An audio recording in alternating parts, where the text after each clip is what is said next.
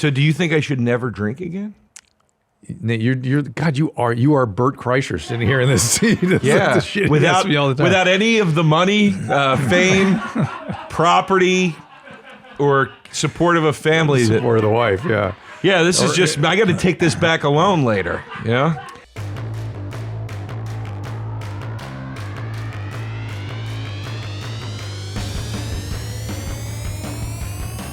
Welcome to Dr. Drew After Dark. Please be advised that Dr. Drew After Dark may contain sexually oriented content and be unsuitable for young children.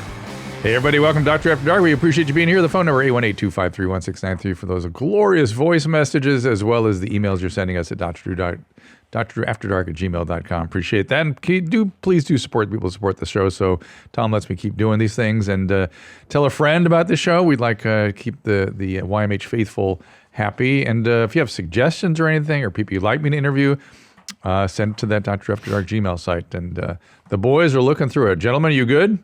Hell yeah. Hey now. All right. So Joe DeRosa, stand-up comedian, podcaster, restaurateur, 6 stand-up albums and specials, Taste Buds podcast with San Volcano of Impractical Jokers. Debate which of two foods are better, is better. Joe hosts We'll See You in Hell podcast, where he and Patrick Walsh review different film every week, which is fantastic. Yeah, mostly genre movies. How far down should we go? The pop-up sandwich shop. Keep going. Down I'm loving to East this. Village.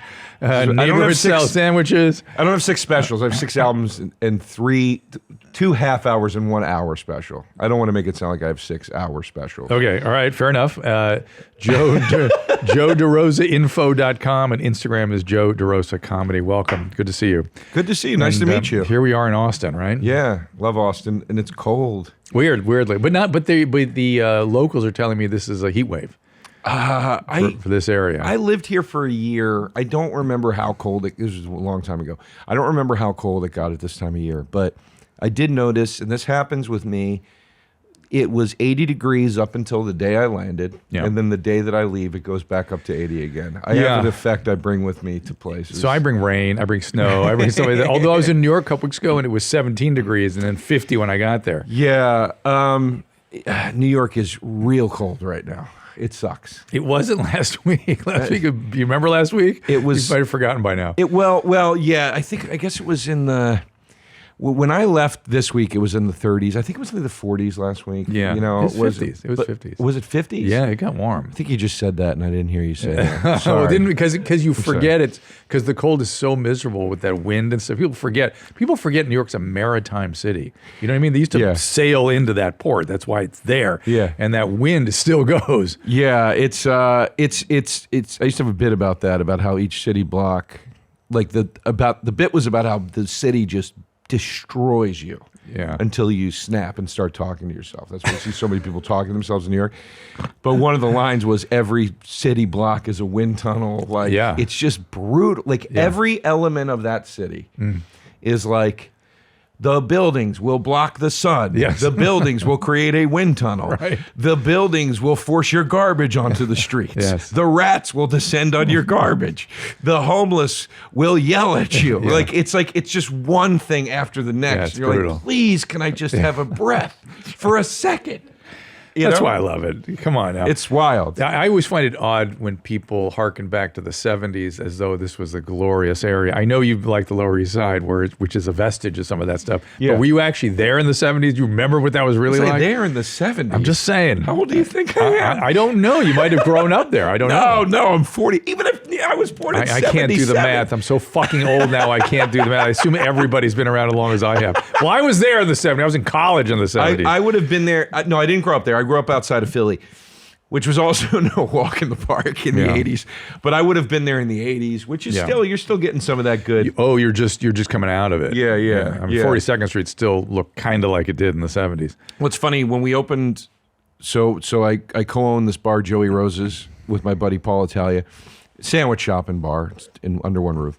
And when we modeled it and designed it and stuff, we designed it after all of those old spots. Beautiful. In old New York movies, you know? Oh, yeah. Like, we looked up speakeasies in old movies from the 70s and 80s in New York. Oh, my God, that's great. And kind of looks like the set of Yeah. What was that movie with Franco about the porn industry in the 70s? The bar he worked at was just like that. Exactly. Yeah. Exactly. Exactly like the that. main one we really went for. The Sign outside is not a New York movie, but it's designed after James Caan's bar in Thief, which I think is Chicago. But anyway, I bring it up not to plug, but to say we really tried to capture that smutty era of New York. The sandwiches look like cats.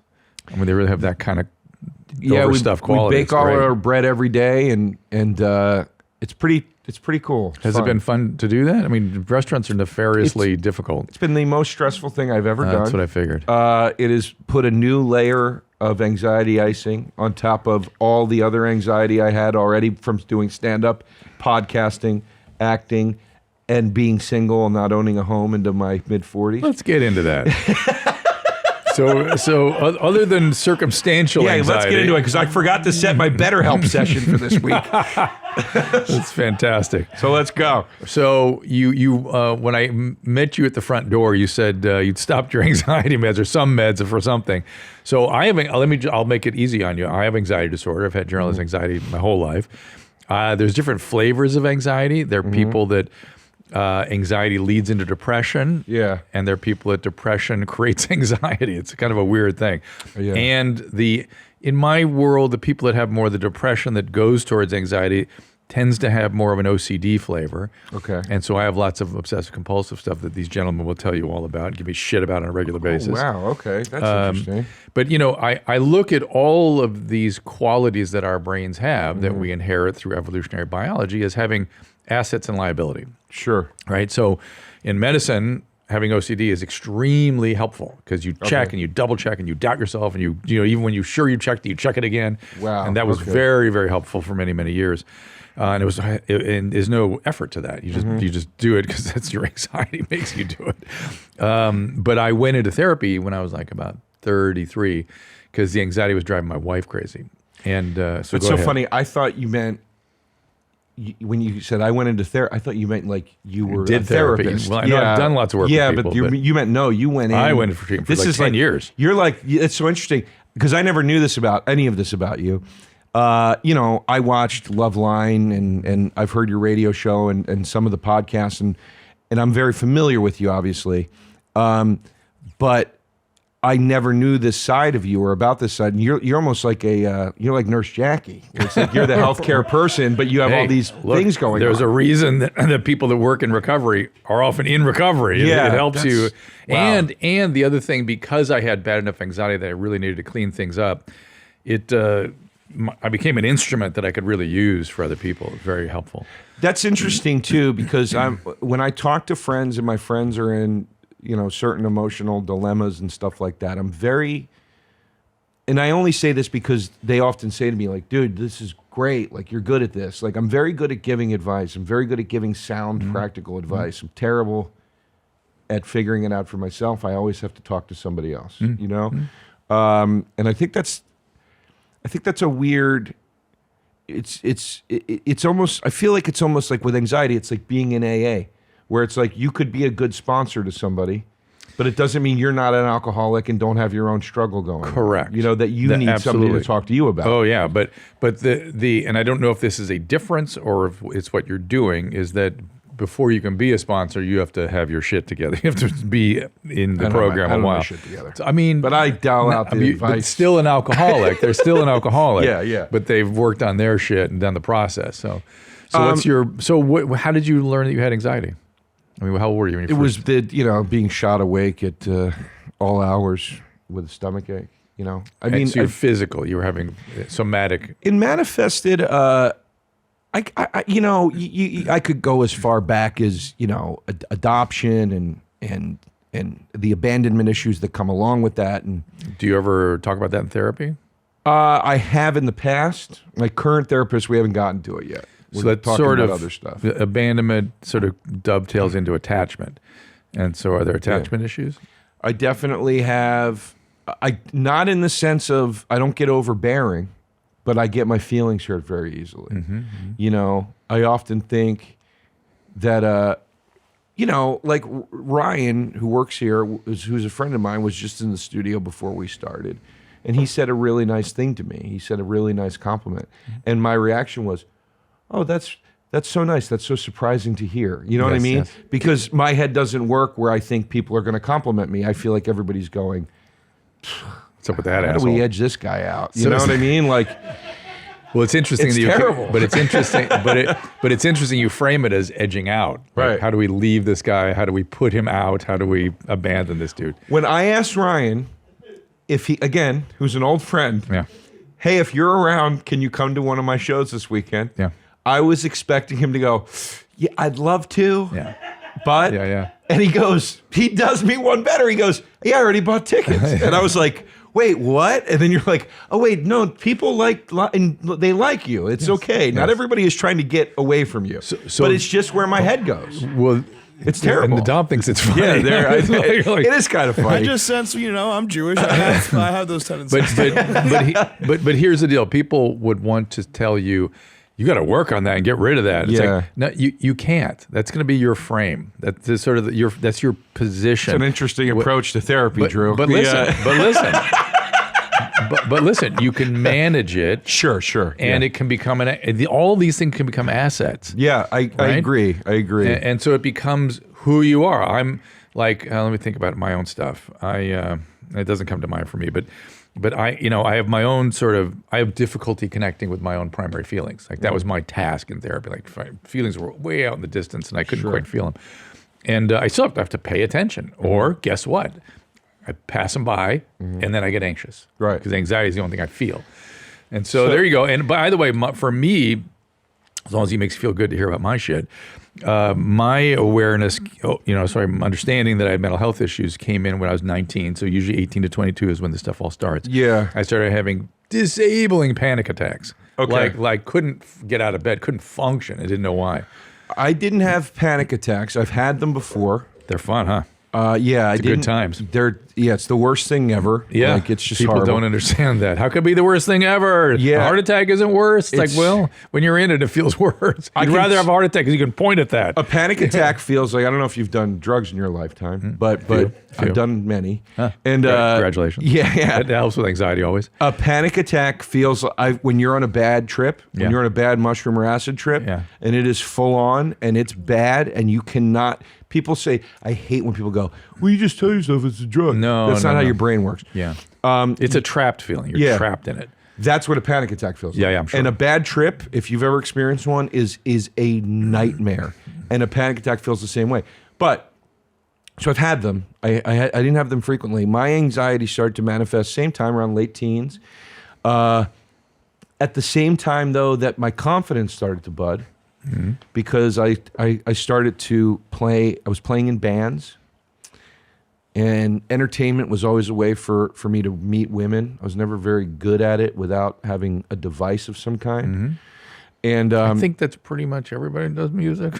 Yeah, probably. There's certainly a lot of them. And then comedy, big time for me, was how I just dated, But it was that confidence budding, and then anxiety also budding.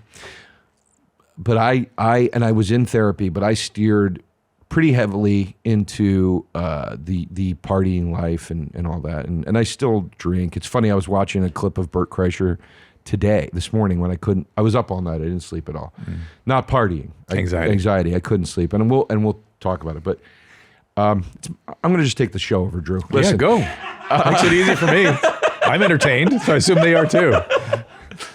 Anyway, do we have any voicemails? We will. Keep going. We'll get there. No, but so I was watching YouTube videos because I do that when I can't sleep. They comfort me. Yeah. And I got on to you. Mm-hmm. I was watching your videos, and then that led me into Tom and to Bert, and I was just watching, and I landed on this. That's the worst rabbit hole I've ever heard. but okay. So I ended up on Bert, and he said on Theo Vaughn's podcast, Theo Vaughn said, do you think you're an alcoholic? And Bert and I have talked about this so much. And he goes, no. He goes, Dr. Drew is my litmus, and I think that I'm somebody that drinks too much but not an alcoholic. And he talked about what you guys talk about, and I was like, man, Bert and I have talked about that. Because Bert is one of the only guys I know Bert and I, between our mutual friends, have been compared when I've talked about drinking and stuff. They'll be like, hey, you're like Kreischer, man, you know. And Bert and I have talked about it. And then on top of it, what he was saying that you had said to him about it, I was like, this is what every therapist, except one, I've ever had has said to me about it. They're all, it's like. What do we say? You're not an alcoholic. You're somebody that abuses alcohol. Right. And there's a difference. There's a difference. And the definition of why those two things are different is always a little bit different depending on who you're talking to. Yeah, true. But I've often said to myself, like, well, I know, and the things he was saying, I was like, my God, this is the thing in my head. Like, he's like, I know when I need to slow down. And I'm like, yep. And you go, all right, let's just take a few days off here. Let's calm it down. But the reason I say I don't think I'm an alcoholic is when I am out and I end up getting too drunk, it is never about getting more drunk. That part is just the activity. It's the connection with human beings. See, that's interesting. It's not wanting to go home. It's very interesting. And sit in the apartment. Yeah. Or the lust and allure of what awaits around the corner from this. And I live in New York, so it's like, New York is like, hey, dude, you might be ready to go home at 3:30, and at 3:45, the night of your fucking life might begin. And it's happened to me many times. Fear of missing out also. Yeah, yeah. So that's interesting. So in a way, you're using is sort of a way of managing a kind of social phobia, which is it gives you confidence. You don't worry about your self-esteem stuff. You don't worry about the abandonment issues. Your anxiety is sort of down, and you just zoom on. And my greatest game that I've ever dropped were in moments with drinks.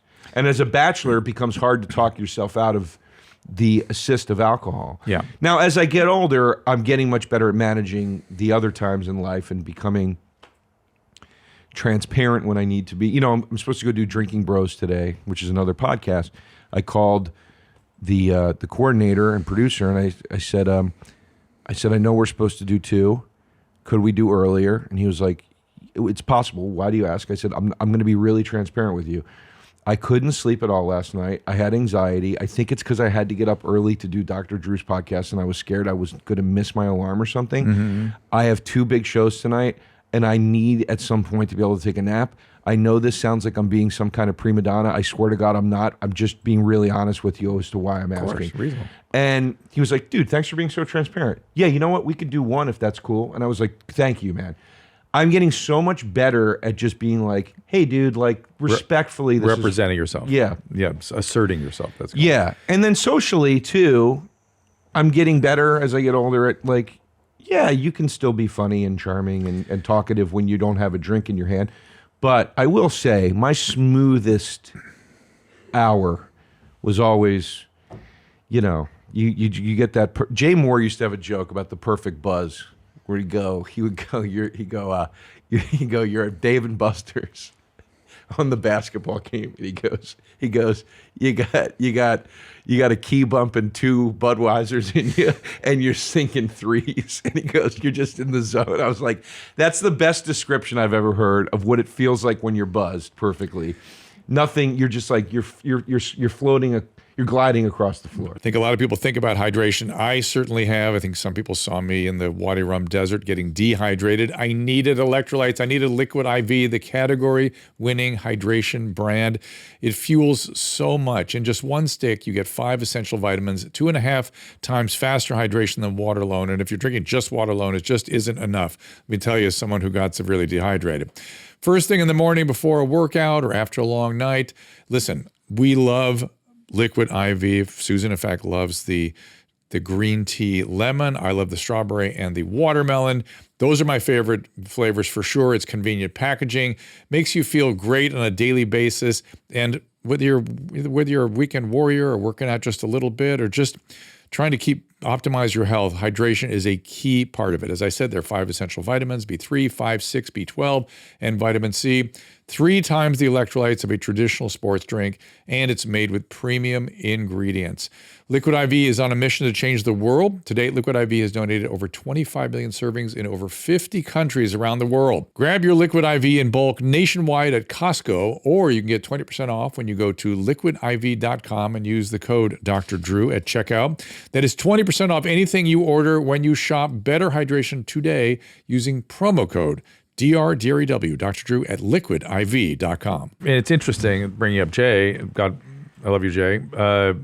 Didn't go to a good place for him. He's had to get sober. Yeah. And for you guys, you and Bert, I've talked to Bert a lot about this. So the way we really define something as an issue is if it affects your functioning, or your health. And you can easily Bert can easily get there, right? I mean, he's there essentially. Right. And so he has to sort of do something about that. The other issue is losing control. And I keep telling him, if you lose control, well, now we got to treat you. Now that's alcoholism per se. Right. Now both of you do a lot of deal making. Yeah, making deal making with yourself, and I'm going to do this if I do that, and blah, blah, blah. And that's kind of part of alcoholism. I know. Even though I don't think, by what you're describing and the way I know Bert, you haven't lost control. It really is something you use, for lack of a better word, as a crutch. It's a way of managing abandonment, anxiety, social phobia, all that good stuff. And for him, being the party, keeping his brand going, or whatever it is that does for him. And one day it's got to be dealt with. That's all. I mean, it's bottom line. Yeah, I just got. I've been diagnosed with fatty liver like 3 times. That's not good. That is the precursor to cirrhosis. I know it can be. It can also not Jesus, be. you are making deals with yourself. You are really. When you get cirrhosis, it is the precursor to cirrhosis. Not all fatty liver goes to cirrhosis. Oh man, I was really hoping you'd be like, that's everybody gets that, because everybody does get it. Women get it. Women get it Right. really easily. They about 5 times more likely than a man. And then it says in the literature about it, it just goes away after 2 weeks. So I took If you stop drinking, I didn't drink for a full month. Does that mean it went away? For the time being, yes. Until you start drinking again, then How it'll come fast back. does it come back? You know, I've never really thought about that. It does go away. Sometimes it persists too. Sometimes it doesn't go away, and I've never really understood why there's that difference. Some people it resolves, some people it doesn't. And it in itself can be its own disease process, right? Without cirrhosis, you can actually die of liver failure with fatty liver. Okay. That happens sometimes. That's good. Yeah, nice. But that's the people that keep drinking. But here's the weird part: my liver numbers are fine. Yeah, it's the worst way to assess liver. Oh. Pro time.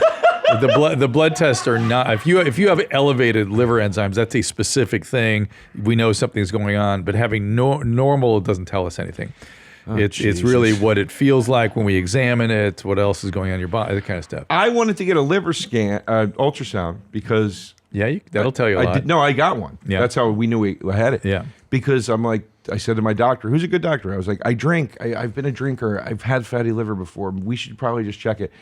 He was like, I'm telling you, you're being like, you're being obsessive. You're worrying. Yeah. Like your blood work is good. Your cholesterol's a little high. We're going to treat it, but he was like, I do want you to get a heart scan to be safe. The calcium scan. Yeah, which I did. Good. And I'm okay. He's Okay, like, or 0.0? I went to a cardiologist. I got every heart test, Yeah. and the cardiologist was like, Nothing functional. I think the worst thing, I did have some calcium buildup, but I had 30% blockage in one artery. And then they put you on a treadmill and didn't do it. Nothing did the really stress fun. test. Okay. She's like, you passed that. You're All right, good. so we got to get that cholesterol down. Yeah. That's So good. I started taking Lipitor, and I started. Also rough on the liver. You're saying. killing me here, Just man. saying. Ay, ay, ay. So I got it.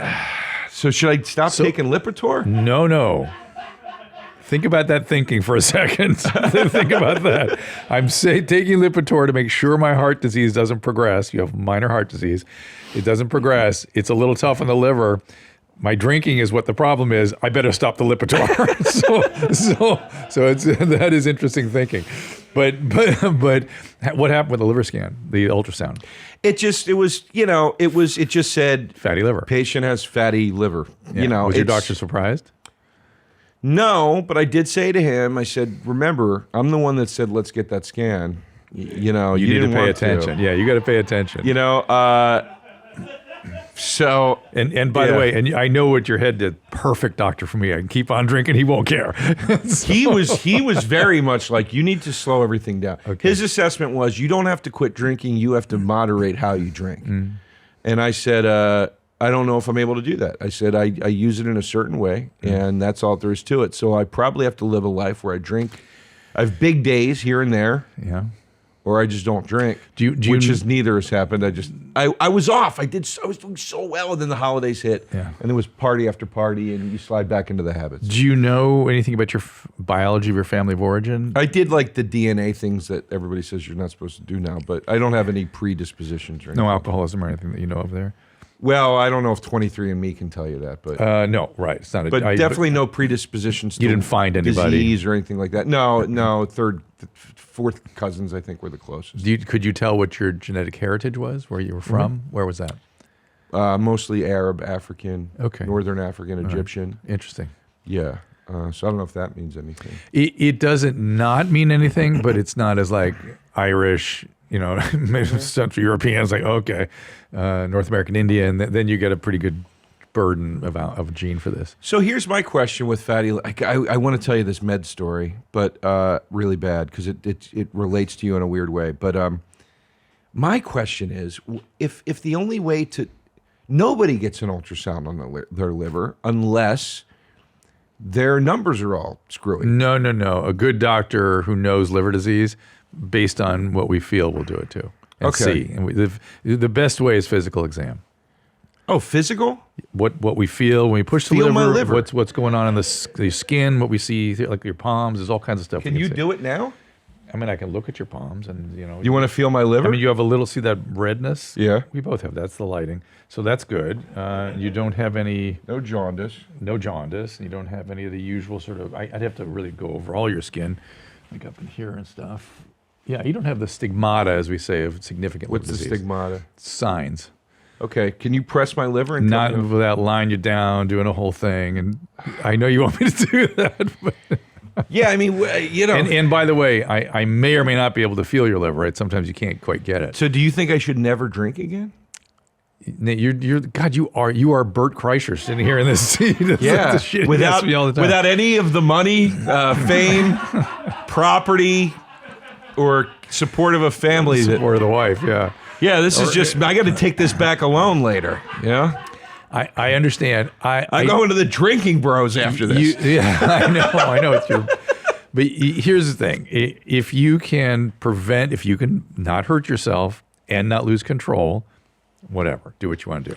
But if you can't, and things start happening and progressing, in other words, things start happening to you of a functional nature, health, finance, relationship, school, work, legal, things are happening in that area, then you got to really start to look at it, and you might need help with that. How do you, so that's easy, right? Because I can tell you now, I don't lose. No, you're fine now. That's what I'm saying, but you could get there. Right. And then you have to, it's a lot of work, and you have to really, really be ready and want to. You're sort of in this contemplative phase. You're thinking about it. You're looking at it.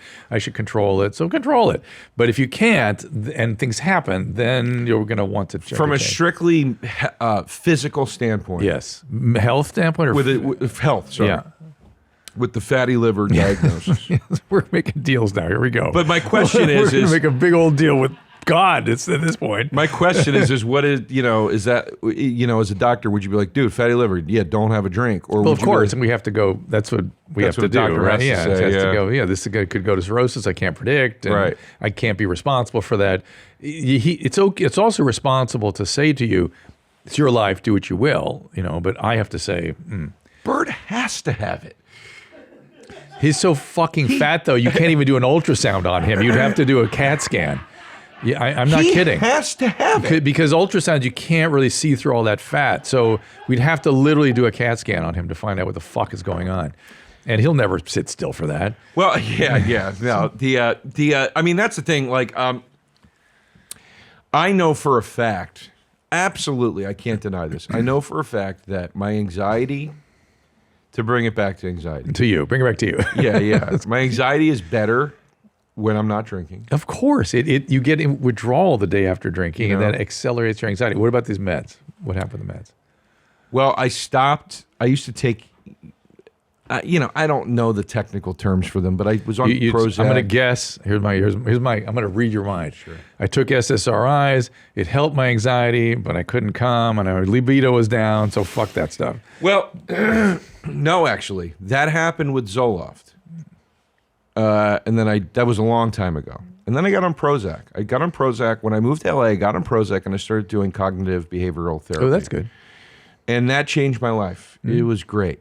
And then my therapist eventually left the place I was at, and we had kind of done about 2 years together, and we were in a good place, and we stopped therapy. Was your drinking down during all that?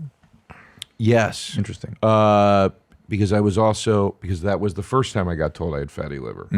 So I went on paleo diet for 2 months. I lost a lot of weight.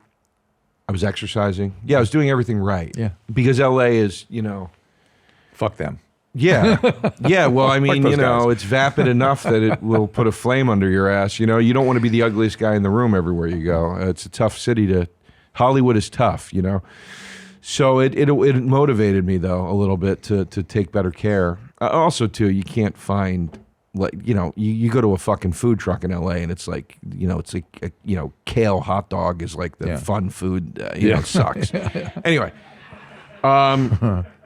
So I was doing really well. Not that I'm not doing well. I don't want to make it sound like I'm a disaster right now, but I was definitely in a healthy zone that I hadn't been in before that. And eventually, I felt that Prozac had sort of, kind of flatlined for me. It does. And wasn't really doing anything. So I went off of it. And then I went back on it, and then I went off of it again. And I followed I was guided through all that. I wasn't stopping and starting sporadically or anything. And then all of this stuff came crashing back down again, and it was horrible. And then I went on, maybe it was Lexapro. When you say things came crashing down, you got depressed? So during the lockdown, the first lockdown, and in New York, it was really tough because we got hit first. Crazy. It was wild. It was like walking around a city. Like I felt like I was walking around ancient ruins. Like once there was a great city, and people left one day. It was crazy, and everybody was jumping ship. And I was living in this studio apartment that had no light, and it's awful. It was an old tenement building. The hallways were very dirty. Oh my goodness. It was at the time when they thought you could get it from touching a railing. Yeah. Oh, it was horrible. Terrible. It was horrible. It was the most depressed I ever was. It was the only time in my life I had people saying to me, "I'm worried about you. Do I need to come get you?" Because people thought I was going to kill myself, and I wasn't. But I would say that if there was ever a time somebody could have given me a shove, that was probably it. I mean, as it was for a lot of us, it was horrible. A horrible, horrible time. So amidst all that, I found a therapist. Her name was Johanna. She was really wonderful. And she said, I can treat you, and we can do it over the phone. Wow. Because nobody's allowed anywhere. Jesus. And it's my doctor. My doctor's name is, maybe I shouldn't say my doctor's name. Yeah. But my doctor, he's a general practitioner, but he ran this clinic, this facility that also offered mental stuff. So I've got my GP from from her. Good. And he was a godsend. He didn't charge. He didn't charge at all during COVID and well after. I mean, the man's a saint. So I didn't at the time have insurance. I was the brokest I ever was in my life because I had just moved from LA to New York. And the idea was I'll do a bunch of stand-up and that'll carry me until whatever. And then that ended. I had nothing. It was horrible. Anyway, I said to my therapist, I said, look, I have to go on something because I'm in a bad way. She goes, well, let's get you back on Prozac. So I went back on, took it for a while. Things turned around. Work came back. We opened the bar. I got back on my feet. That's a whole other very long story, but it's It's a good story. It was a quite beautiful one, or uplifting one. So anyway, so when I say crashing back down, it was kind of, we had gotten through all that, and then all of a sudden I was just like, I can't sleep, and it was horrible. So I went on Lexapro. That made me like rageful. Oh boy, it was horrible. Like, and I was like, and I said, outburst of rage. Yeah, and not irritability, but these outbursts. Yes. Yeah, and I already have enough of a hard time containing my, I grew up in a loud household. I have anger. Was there trauma growing up too? I would say there was emotional scarring from the yelling and stuff. So stuff you could deal with in therapy. It was a classic Italian American household. It was in the 80s. It was loud. It was, it was a lot of, I love my parents dearly, but it was a lot of fighting. I was the only child. It was tough at times. So anyway, I was like, I got to get off Lexapro. And my doctor said, okay, let's try this other thing. I forget what it's called. Forgive me. I said, okay. He goes, it's not going to induce the rage. It's not going to create, it's not going to counterbalance anxiety with depression or vice versa. He goes, but you can get these things called brain zaps. When you withdraw. Well, when you come off it. He said, if you don't take it with regularity, right, and you miss any, you'll get these. Yeah, you miss a day, you get. So that's Effexor or Paxil or Cymbalta. You got one of those going. So yeah, those have terrible withdrawal associated with them. Yeah, so I was like, okay, I'll take it. Yeah, and Zoloft can do that too, though. So some of them, but classically Effexor and Paxil do it. So I went on it, and sure enough. Because of my road schedule, and you'd miss some, and traveling, I miss a day here. I take it at 5 p.m. one day, at 9 a.m. the next day, and I start getting brain zaps. That's fun, isn't it? It sounds so benign when you describe it, but they're one of the most miserable things people can get. For me, it felt like the beginning of a panic attack, where the room is kind of going. Yeah, this, it's just like, an odd, unpleasant off. feeling. Yeah. So I'm in L.A. It's coming around to how this pertains to you. I'm in LA. I'm on Bobby Lee's. Oh yeah. On Tiger Belly. Yeah. I'm talking to Bobby. We're having this really intense discussion because they had just broken up. Mm-hmm. She wasn't there. He was there. We were having this really intense discussion about relationships and monogamy, and we're sitting right across from each other and we're staring at each other. And I started having one of these things, and he's kind of going like this, and I'm like. And I don't say anything. And I'm like, okay, you've gotten this before. It's going to be okay. It's going to be okay. Passes after like a minute. I'm cool. I get through it. We're fine.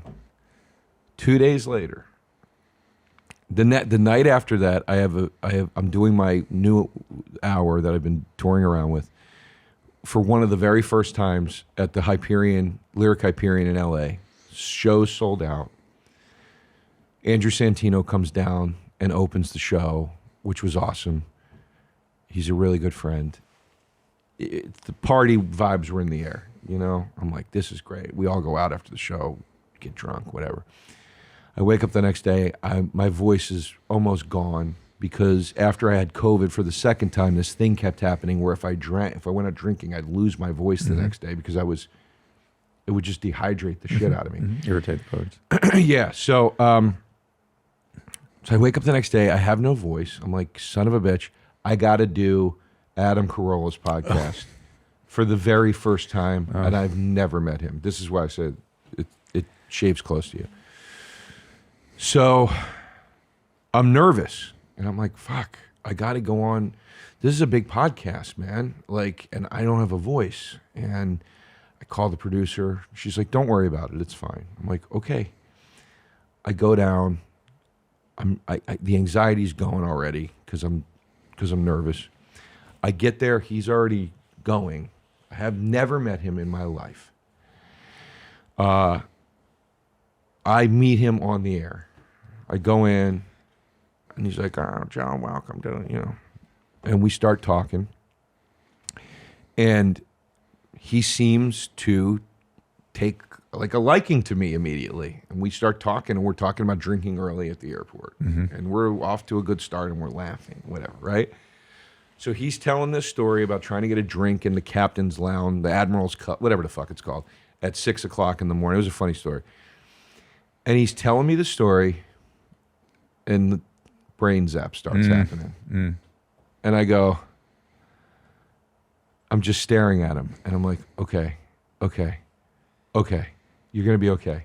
You're going to be okay. This happened on Bobby Lee's podcast. You're going to be okay. You're going to be okay.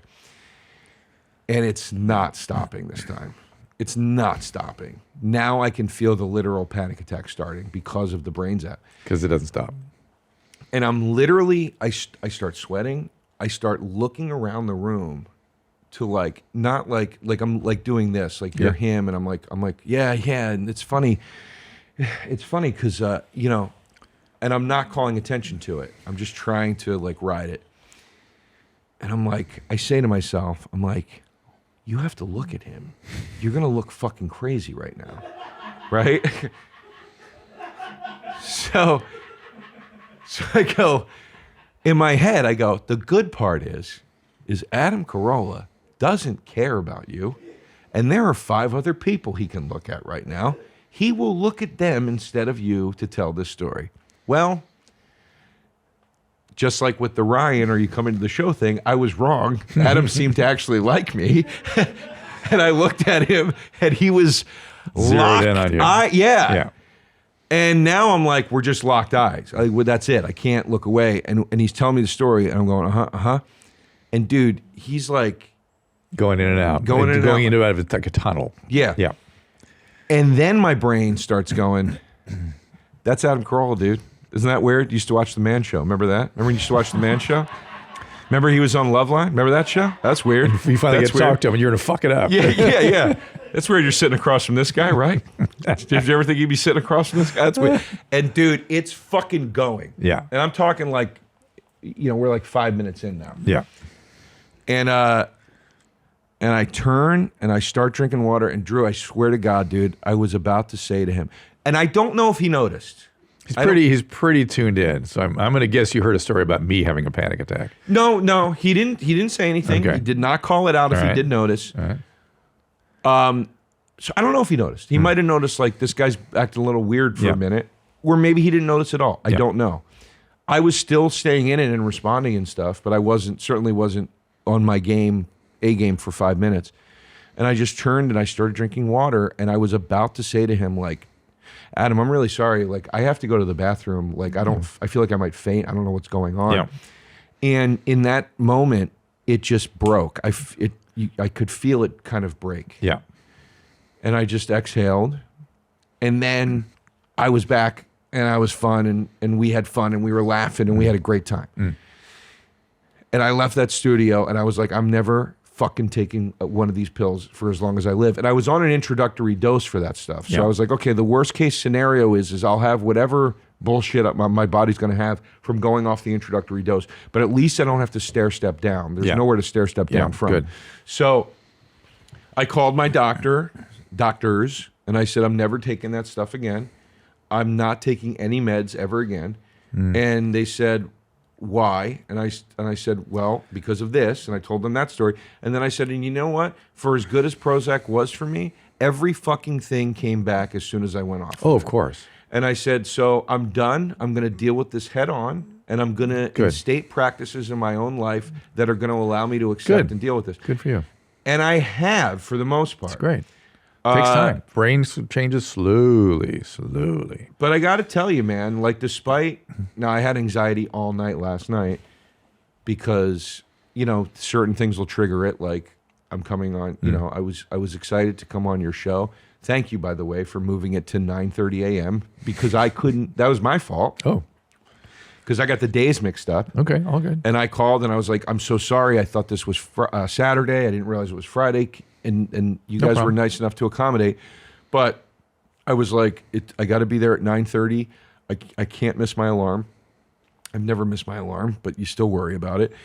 And I woke up coughing at about, I went to bed around midnight, and I woke up coughing around 1:30 a.m., and then my anxiety started going. And I was like, oh my God, am I sick? And I'm like, You're not sick. Just Jesus Christ, just relax. And then the next thing you know, you can't sleep the whole night. Yeah. Now, I'd rather have a night like that here and there Than the zaps. I get it. Yeah. I had an experience. Sorry, that was very long-winded. It's good. We're going to get to the stuff, the stuff of this show in a second. But I just want to say I was, years ago, I was on the Today Show. I used to do it regularly. And it was like 6 in the morning, which is 4 in the morning my time, or 3 in the morning my time. And the sleeplessness and sleep stuff makes the anxiety worse. And I was talking to Matt Lauer, and we were just the two of us on set talking about, I don't remember what the hell we were talking about. And I started having a panic attack. And I block when I have panic attack. I can't think. I just have complete blocking. And I remember it started going, and he leaned into me, looked at me like, "Are you okay?" And I thought, "Oh, I got to get my shit together." And it passed, much like you described the thing passing. The other thing I was scared, by the way. I was scared it was going to happen today. Yeah. Well, I was scared I was going to be talking to you. Yeah. And because of your connection to Adam, it was trigger it. going to just trigger me again. And if it does, so what? You know, you got to get very philosophical. Also, about I thought I was on the Dr. Dre podcast. I'm sorry to disappoint, but his picture, I They believe, gotta did I not see his picture on the wall over here? I saw the part of the mural. I think Dre was up there. If I thought of that joke 2 days ago, and I was like, I bet 1,000 people have done this show. It's been said. Okay, all right. Not on still this gotta show. laugh. Not so much on this show. Anyway, go ahead. But no, I swear to God, I was nervous. Yeah. And then when they were saying, I love how open this all is. This is so good. By the way, I would do this with like Michael Rappaport. Whoever's hosting. I'm not so sure what you get back with Mike. But I'm very He'd at least transparent. understand. I'm an open book.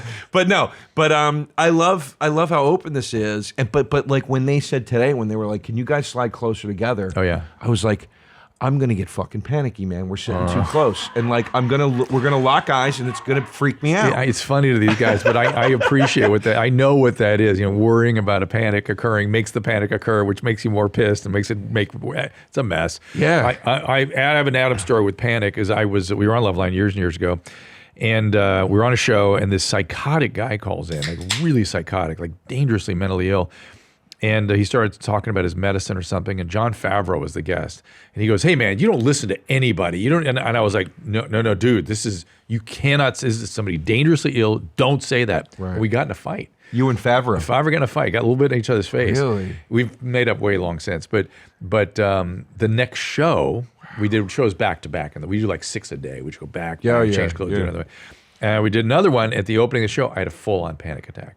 I mean, really, just like during the taping or before you went on? During the taping. And I went, "Excuse me, I need a minute." And I went into my dressing room, stopped the taping. Adam comes in there and he goes, "If I have to spend 10 more fucking minutes in this studio because of you, I'm going to fucking kick your ass. Get your ass out there. I'll carry the show. Shut up. Get your shit together. I don't give a shit what you're feeling. Just get on that set." And it worked. I was able to he just screamed. And now he claims that now the way to manage all panic attacks is just bust balls on the person that's having it. Was that his motive? Was that his motive? Was it to like, I'm going to tough love Drew out of this? Or was it literally him just being like, "Dude, stop fucking around. I don't have any time for this today"? Very little was motivated for me. Okay. It was all A, intolerance of any feeling state that interrupts productivity, and B, he wanted to get the fuck out of there. And that he was always in that "I want to get the fuck out of here" mode. Right. That's always his mode. Especially back then. He didn't like work back then. Now he has sort of an appreciation for the work he's able to do, and that he's built his own pirate ship and stuff. But those days, anything that wasn't like fiddling with a car or doing carpentry, that was work, and he hated it. Wanted to go home. Sure. So, all right. Speaking of work, we got work to do here. Let's go right to some voice messages. Let's do it and get a load of how this show works here, my friend. Here we go. Okay. Hey, Dr. Drew, I need your help. My name is Ethan, 31-year-old male. For the past 10 or so years, I have been suffering from premasteric muscle spasms on one side of my groin. These spasms range from my lower stomach region all the way down to the back of my right testicle, just unilateral, one side. The only information that I've been able to get on this is that I have a herniated disc in my fucking lower L something lumbar spine, but the doctor says it has nothing to do with what could cause my muscle spasms. Any sort of infection, epididymitis, whatever, has been ruled out. Pretty much the doctors say, "Too bad, so sad." What can I do? Oh, dude.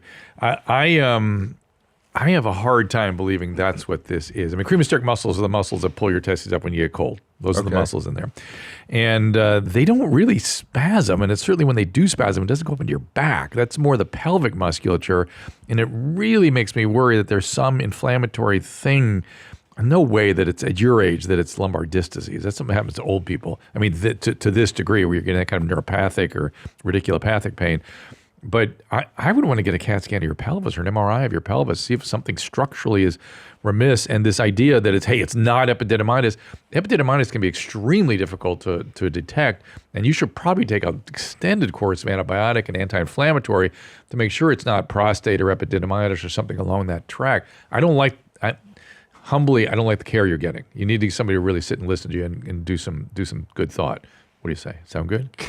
I don't understand a fucking word you just said. Yeah, get a better doctor. That's what I said. Yeah, get a urologist, get an MRI, get an ultrasound. Never take get your antibiotics. Never get your liver ultrasounded.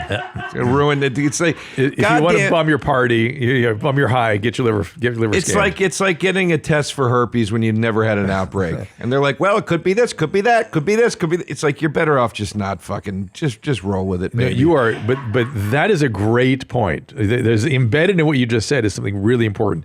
Doctors should not be doing tests unless they know what they're going to do with the results and know what they're looking for. And if you don't have clinical features of herpes, the blood tests don't mean shit. Right. They don't mean anything. So that's a perfect example. Well, I don't have clinical features of fatty liver. So what the hell do we do? Well, using a lot of alcohol is one of the clinical features of fatty liver. I took a month off. It's erased. How fast does it come back? Pretty quick. All right. Sneezing, a couple things. First, is it true the heart stops when sneezing? Well, I mean, you bear down when you're sneezing. It slows your heart. Why? That's why we say God bless you after a sneeze. Second, why do we sneeze anyway? Thank you, and touch my camera through the fence. I don't know what the neurobiological evolutionary mechanism is, though. Most mammals yawn and sneeze, and it's a way of clearing your tract, your respiratory tract. Oh, what are you doing here? Why do we sneeze? Well, it's an allergic reaction, viral infection. When it happens, your body needs to get rid of, as I said. It's just an expulsion. It for whatever reason has minor adaptive advantages, or maybe a vestige of something from our past. All right, here we go. 33-year-old male. Pretty much every day of my life, I've had either French fries, pizza, steak, hamburger for dinner. Every day of his life. You got to visit Joe's restaurant. They have other things there. No greens, don't take supplements. I'm 165 pounds, 5'8", calcium score test done. He's 33. 2 to 4 sodas a day. I have no medical issues other than NF1. Neurofibromatosis, I guess he's talking about. I'm some sort of medical marvel or going to die next week. Thank piss me, beat me. Well, I mean, this is the genius of good genetics and youth, and much the way we've been talking about alcohol. You can only outmaneuver your genetics and your aging so far, right? And so yeah, you have pizza, whatever your diet, you don't have an ounce of fat on you. Okay. Shit will start happening. Stay on top of it and adjust when they tell you to. It's obviously not the ideal situation. Even with all your excellent genetics, you could optimize your health more. You're not doing yourself any favors with all that. But much the way I tell you, it's like you're drinking. Everyone's got to. I don't like people getting preachy about how other people should live their life. It really bothers me. Yeah, I feel like. I hear you. And my dad I always bring him up as a family practitioner. He was very philosophical in his approach to medicine. He's like, no, people want to, even when you get that way with cigarettes, he goes, people want to smoke cigarettes, important to them. I'd rather they not, but this is, everyone's got to live their life, take their chances. And he got very philosophical about us affecting the quality of life and thriving through demanding medical interventions. Yeah, that's the tough part. I think if your lifestyle, is improved by bad behavior, it's a lot harder to justify cutting out the bad behavior. The one thing I will tell you, and you're using a euphemism of lifestyle, but you're saying if you're thriving and you're enjoying yourself, right, and you're doing well, who am I to say? However, because I have I have as Adam says, he has a crystal brain. I have a crystal brain. I can see the future. Medically, I can see that there's going to be some stuff ahead, and I don't want you to have to suffer that. And we got to make sure we stay on top of when the time comes, kind of thing. I agree. Here's a loneliness. This is back to what you're saying about the pandemic. Yes. Loneliness epidemic in the U.S. I myself wonder if most of the cool guys and gals features on your mom house are the way they are because they are lonely. Have you seen some of the videos and stuff we look at? That's why they make me sad. They kind of break my heart. At what point do people go from single to the weird alone person? I think it's one of the criteria is number of cats. How do people get off that path once they start? Thanks for keeping high and tight. Joe, this is Joe, another Joe, not Good Morning Julia Joe. So yeah, loneliness is what you were sort of zeroing in on with the pandemic, which I thought was horrible what we did to people, both not just in terms of sort of taking people's thriving away, their livelihood and their engagement in the world. You couldn't do these things. You also were alone, and they were scaring the shit out of you. It was terrible. It's funny. Excuse me. I've been sniffing around at potentially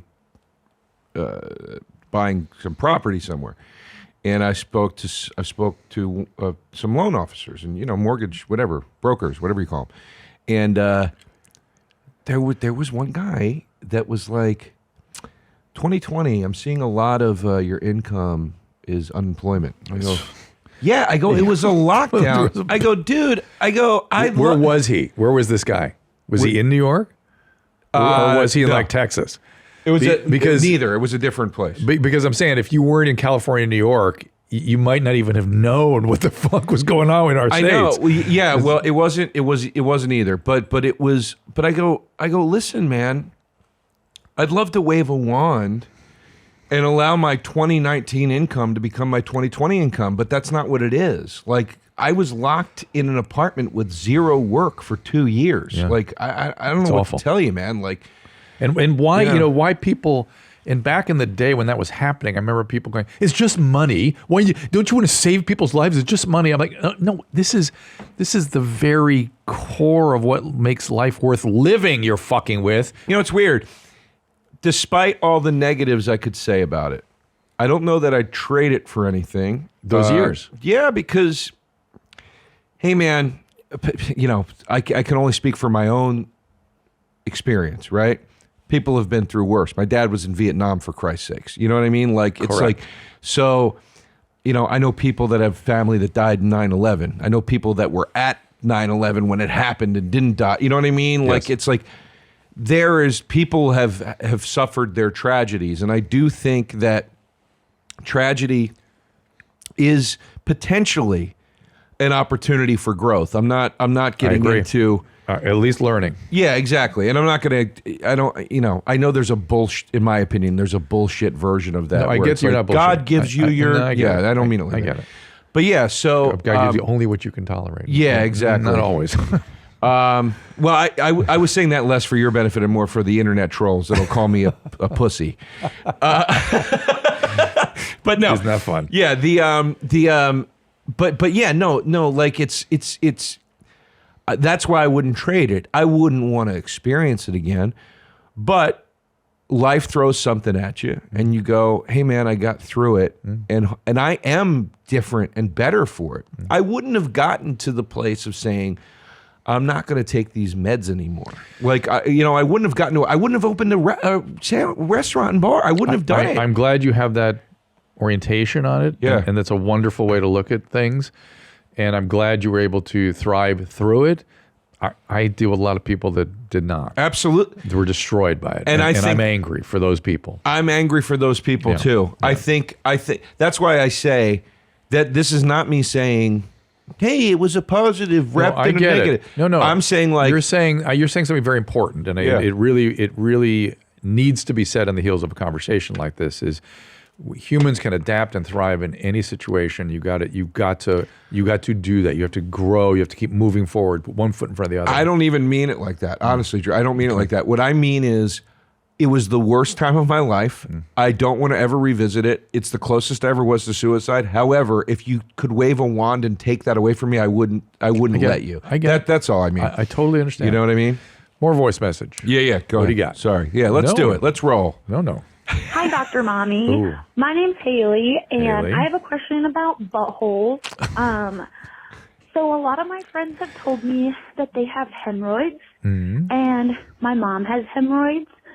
A lot of people I know have hemorrhoids, and I recently turned 27, and guess what? I have a fucking hemorrhoid. Oh. And I just wondered if that's, like, inevitable. Everybody gets hemorrhoids after a certain age.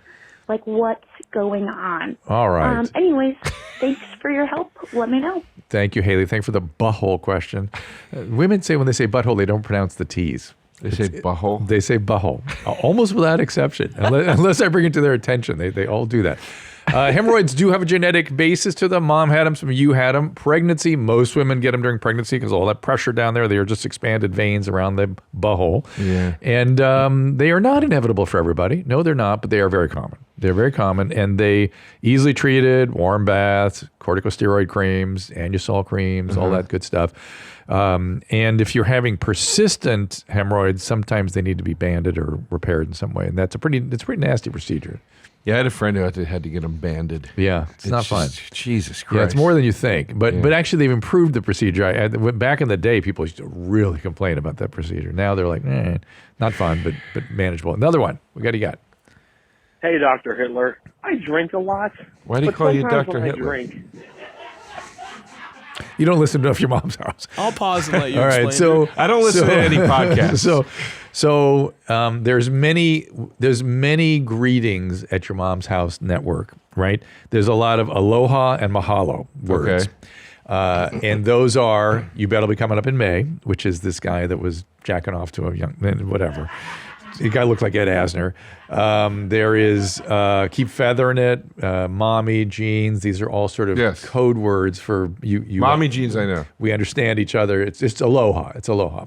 But one of them is this girl, this psychotic girl that did a series of video monologues, vlogs, and every day she would sign on, and she thought she was talking to Hitler. And she would start every conversation with, "Hey, Hitler."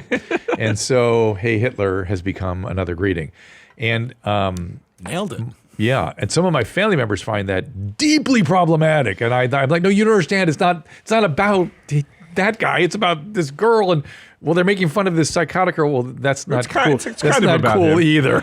So, yeah. Okay, all right. You're breaking a few rules. All right. I also like that, hey Hitler. Becomes Hi Hitler. Yeah, it's like the Gen Z version of Hi Hitler. Yes. Yeah, it's like hashtag Hey Hitler. So there it is. So here we go. So I try to minimize those greetings because I know people get weird about it. But here we go. I won't hey, get Dr. weird. Hitler. I drink a lot, but sometimes when I drink, I feel a sharp pain in my liver, and then immediately after, I have to go piss, and it burns. I was wondering what this means. Should I stop drinking as much? And just curious about it, All right. So obviously the easy thing for me to say is, stop drinking. Do you ever get pain in your liver from drinking? No, it's kind of unusual. There is kind of a sheath around the liver that can, when it swells, it can become sort of problematic. You ever had it when you were a kid and you were running and you get that kind of stitch in your side? That's blood into the liver. It's swelling. Okay. And drinking can do the same thing. Why that would be associated with irritation of your urethra, I have no idea. However, my suspicion is it's just an incidental observation that you're putting causation on. In other words, whenever you drink alcohol, particularly beer, and you pee, you'll feel some irritation. Wow. You could feel some irritation. Anyway. Okay. So, I don't have any of that. yeah, you're fine. Look at you. How about a TikTok or something? What do you guys got? I was going to ask if I could diagnose one. You could tell me how off I was. Are you allowed to do that? Sounds fun. You want a voice message or a visual? Can I ask to of do that? course. What do you want? I just don't want to overstay my welcome here. Dude, you're fine. Okay. This is all good. Well, let's Okay. give him an audio first. Let's give him let's warm him up with something. But then you do your... I'll do my thing. Don't worry. Don't worry. All right.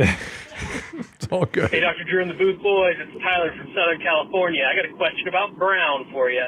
You ever let a wet fart go, or maybe you don't do such a great job wiping your booty hole, and it starts to itch? That's disgusting. What is the mechanism that causes that itch? Is it itching because of the doo-doo down there on your skin, or is it itching because your booty hole knows like it's supposed to be clean? What causes that? And a follow-up question, if I was to take some poop and rub it on my arm, would it eventually start to itch the same way? Great. I love this scientist. I don't know, man. I I guess I got too much free time. Is what I'm thinking about. Yes. Love the show. Keep up the good work. Keep them high and tight. Love you guys. Thank you, man. I love that he does have too much time in his hand. But the human brain, boy, watch out. Ready? Well, go ahead. Ready? What was his name? I didn't catch it. Tyler. Yeah, Tyler. Well, Tyler, that's actually what you're experiencing is actually a survival mechanism.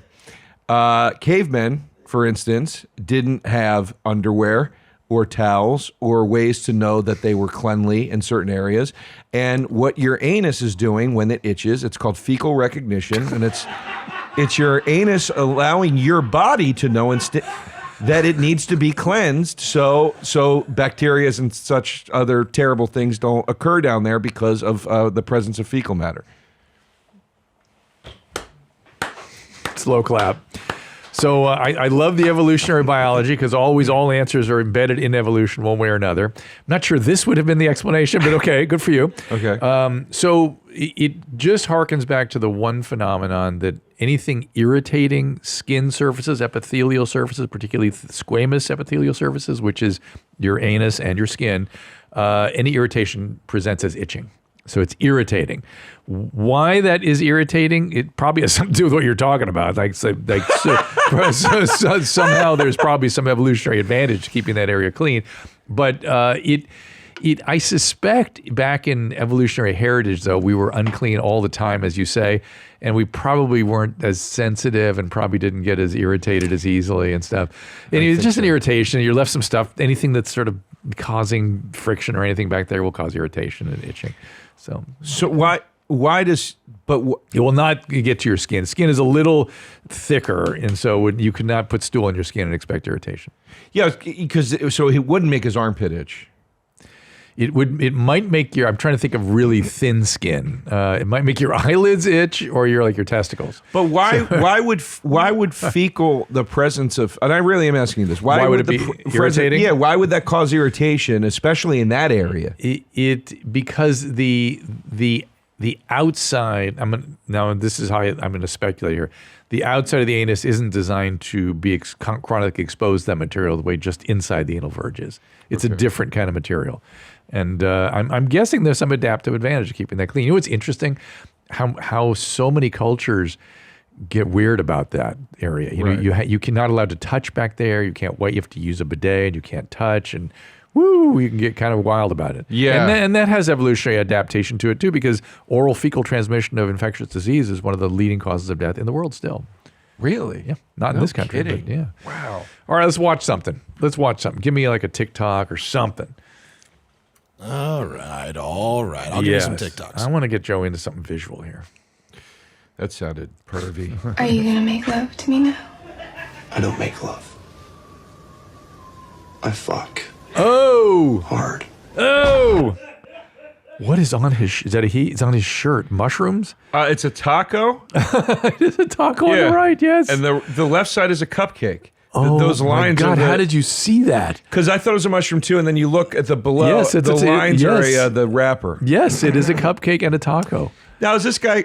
What does duet me? LOL mean? What does that mean? It means like let's go live together, like live Instagram. So we're both like talking, almost like a FaceTime. What's the matter? How old are you? Tell me your age. You're 64. This is the saddest fucking society we've ever lived in. Thank you. That a man 20 years older than me is explaining to me how TikTok works, because this is what we have all reduced ourselves to at this point.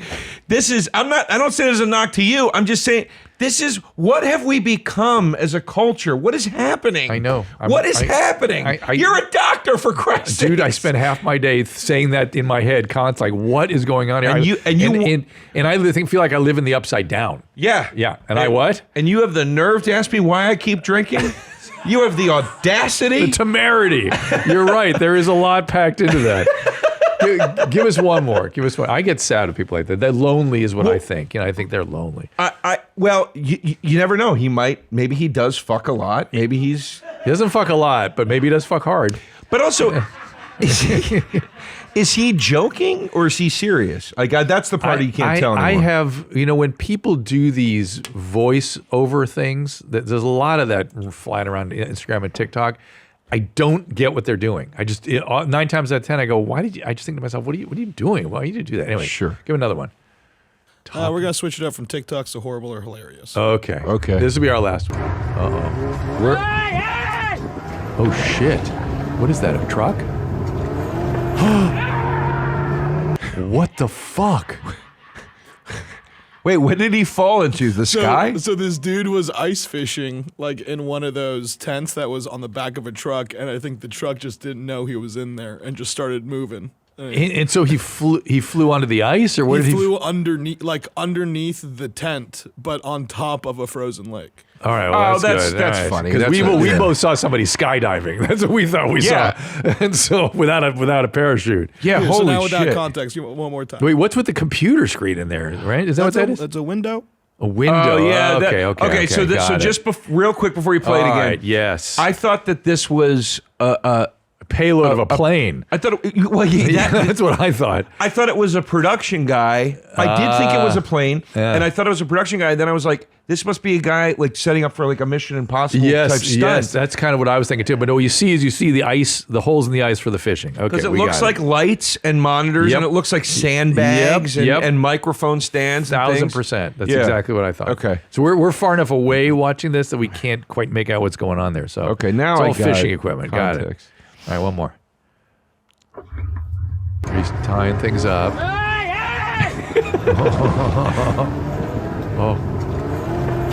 Oh, you see him land on the snow. It's funny it's also not funny because he lands in a way where it looks like he breaks his ankle. It could be. The thing was twisted around. But the scream was funny, right? The scream is really funny. Yeah. A scream is always always funny. Joe's point is well taken, which is even when these things are hilarious, they're not just hilarious. They're also disturbing and problematic. I enjoyed that though. I did too. I enjoyed this whole experience with you. Thank you for coming in here. Appreciate it and talking. I had such a nice time with you. Yeah, it was fun. You should come on Taste Buds. All right. And argue food with us. Okay. And if you ever want to talk about movies, come on. We'll see you in hell. But I would love to return the favor, and I hope to see you again. Do that here in Austin?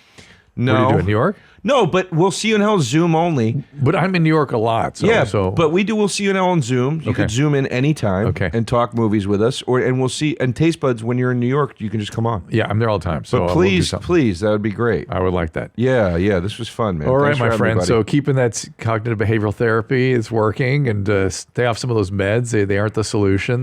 They're helpful when you're in your home alone thinking about suicide. Very helpful, but not necessarily the solution. So good for you. No, everything is good. Thank you for all your input, and I'm gonna take your. I mean it. I'm gonna take the liver feedback into. Yeah, just do what you will.